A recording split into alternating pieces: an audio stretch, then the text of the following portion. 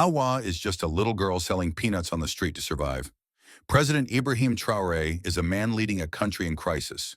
When their worlds collide in the most unexpected way, it sets in motion a story of courage, compassion, and transformation.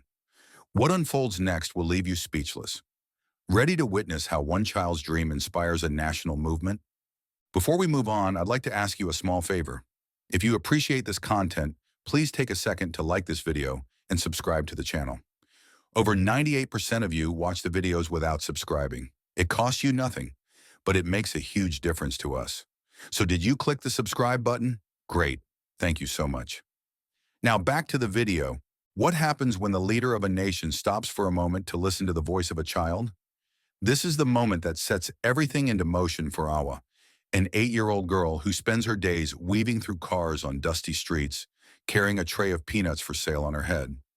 Her sandals are worn thin from walking up and down the crowded roads of Ouagadougou, the capital city of Burkina Faso, and her tiny arms ache from balancing the weight of her makeshift livelihood.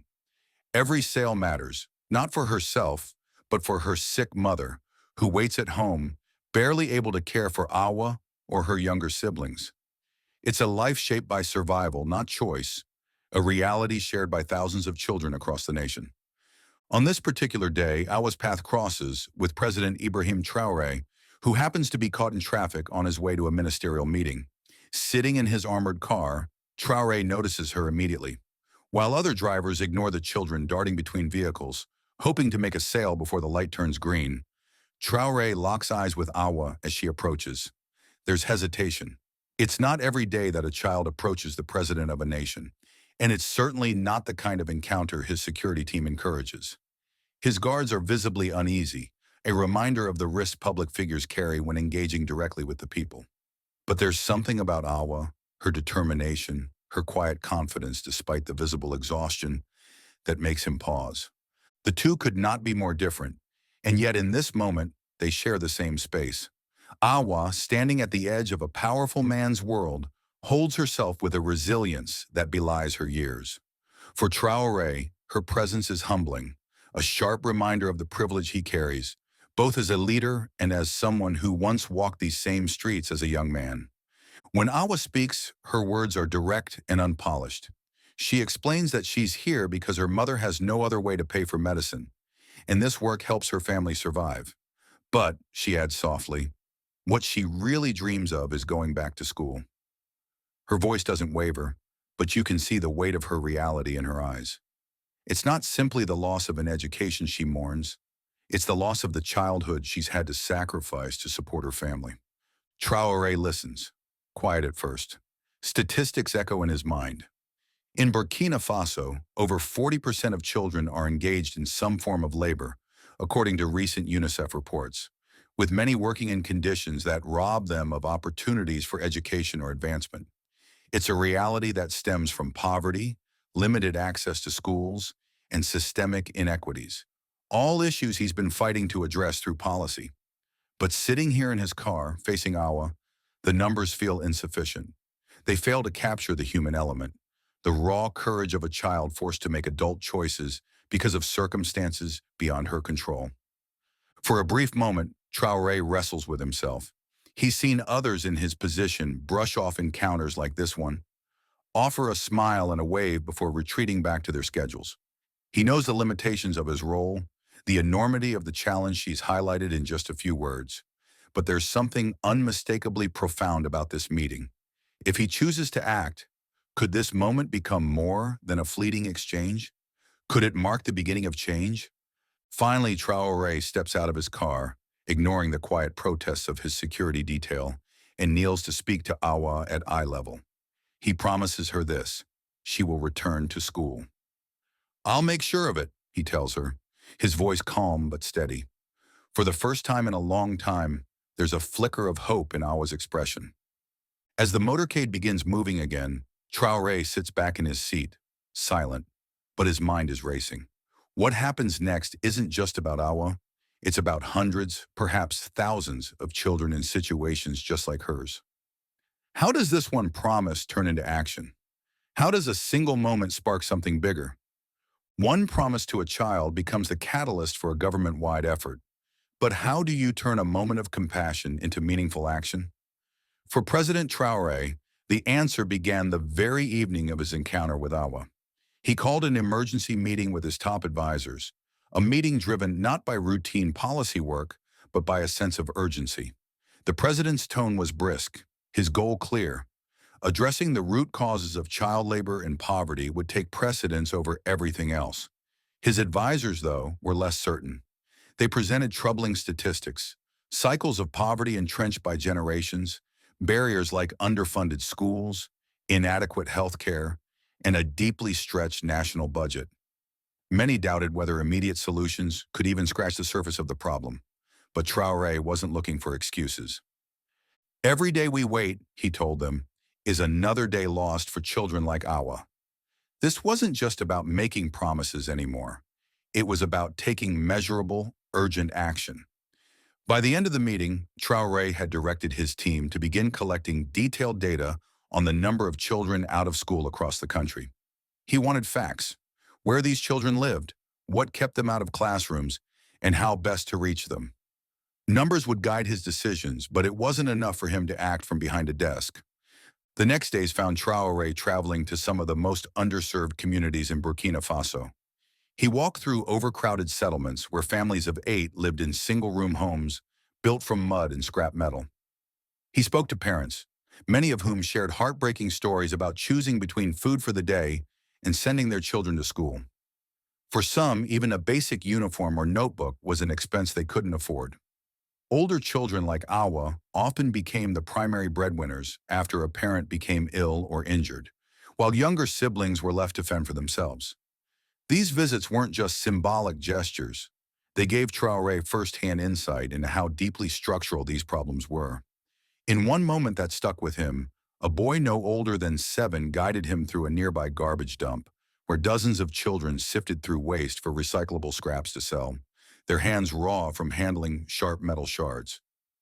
Recent studies revealed that in Burkina Faso, nearly 4 in 10 children are engaged in child labor, a direct outcome of systemic poverty, limited access to education, and fragile healthcare systems. The consequences extend far beyond childhood, locking these individuals into cycles of poverty that are almost impossible to break without intervention. Traoré was determined to confront these cycles head-on. He asked his team to outline an emergency plan to provide immediate relief while addressing long-term goals.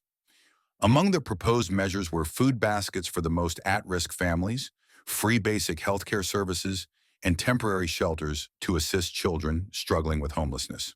To encourage school enrollment, the government would supply free uniforms, textbooks, and meals.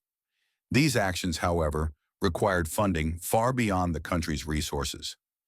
Recognizing these limits, Traoré reached out to international organizations and NGO partners, seeking their expertise and financial support.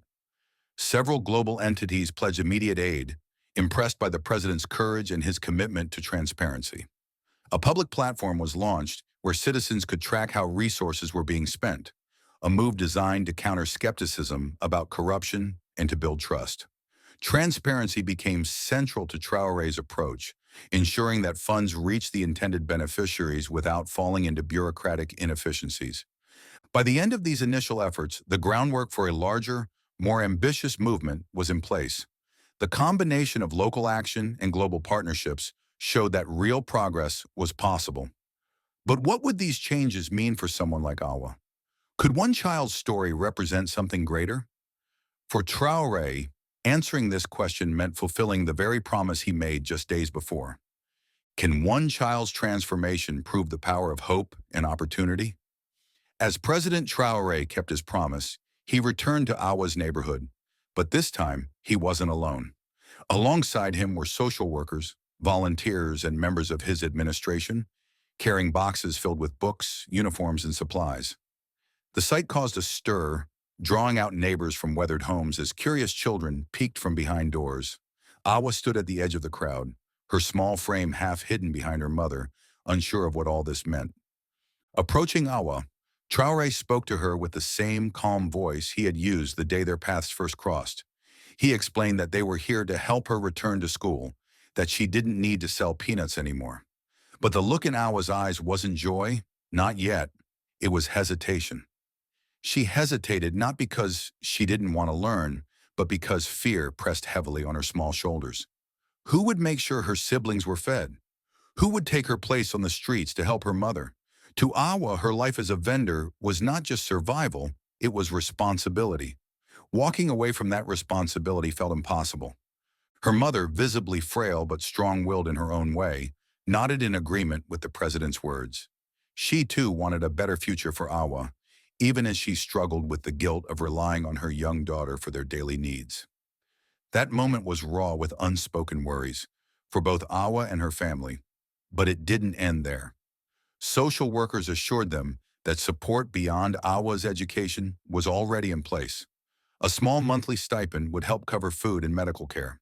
Suddenly, the weight on Awa's small shoulders began to lift, even if just a little. With quiet encouragement from her mother and the president, Awa was finally ready to take the first step. In the coming days, she was enrolled in a nearby school. The moment she received her new uniform, a crisp navy dress with clean white socks, was transformative. She held it against her chest as if it were made of gold. Along with the uniform came a simple backpack filled with books, pencils, and notebooks, each item perfectly ordinary, yet unimaginably valuable to her. President Traoré handed her the backpack himself, leaning down to offer her a few reassuring words. "You'll learn so much here," he said, "and when you do, you'll be able to help others like you." Small as the gestures seemed, they represented something much larger. Awa wasn't just getting an education. She was becoming a living example of what opportunity, when paired with action, could achieve. Research consistently highlights how access to education transforms lives. According to UNICEF, children in sub-Saharan Africa who complete their education are far more likely to break cycles of poverty. They earn higher incomes, become healthier, and contribute to their communities in ways that ripple outward. In many ways, Awa was becoming the proof of those statistics. But it wasn't smooth sailing at first. Returning to the classroom wasn't as simple as putting on a uniform.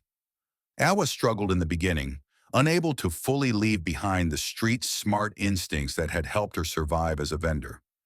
Keeping to strict schedules, focusing on lessons, and trusting that she wouldn't have to drop out again were all challenges she faced. Her teachers noted that she often seemed distant, still adjusting to a world where the next meal wasn't her responsibility to provide. Bit by bit, though, her resilience began to shine. Her writing became neater, her hand faster. She raised her hand tentatively at first, then with confidence as her understanding grew. By the time she had been in school for a year, Awa was not only catching up but excelling. Teachers described how her curiosity for the world drove her. Subjects she had never encountered before, science, geography, opened her mind to possibilities she couldn't have imagined while selling peanuts on dusty roads. Other children in her neighborhood began to see her transformation, whispering to their parents about wanting to follow her path. She went from being just another child on the street to a symbol of what could happen when someone believed in you. And yet, this wasn't just about Awa. Her success, inspiring as it was, pointed to something much larger. Could this program truly reduce child labor? Could a nation's youngest generation rewrite their futures? As Awa began to dream bigger, so too did her community. Awa's journey reminds us that change begins with simply listening and acting on the needs of those who are often unheard. She was just one child among thousands, yet with support, her transformation became a ripple of hope for an entire community.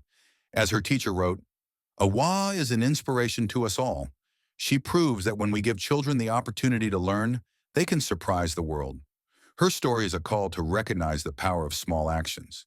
Imagine a future where every child like Awa has the chance to lead, to dream, and to inspire. What role will you play?